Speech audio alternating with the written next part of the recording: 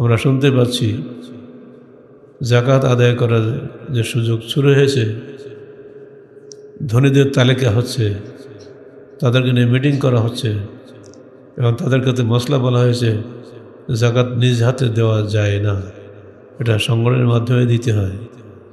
এটা সঠিক কথা, ঠিক নয়। কিন্তু যখন সেটি নির্দিষ্ট কোনো রাজনৈতিক দলের সংগঠন হয়ে যায়, এটা স্বাভাবিক যে তারা আপনার অর্থটাই দিয়ে রাজনৈতিক ক্ষমতা বৃদ্ধি করবে এবং তারা দান করবে নিঃসন্দেহে, কিন্তু দলীয় লোকদের মধ্যে বিতরণ সীমাবদ্ধ থাকবে, এটা ধরে নিতে হবে, ইল্লা মাশা আল্লাহ। আর এজন্য আমরা এর বিষয়টা পরিষ্কার যাকাত সাদাকা বইয়ের মধ্যে বলে দিয়েছি।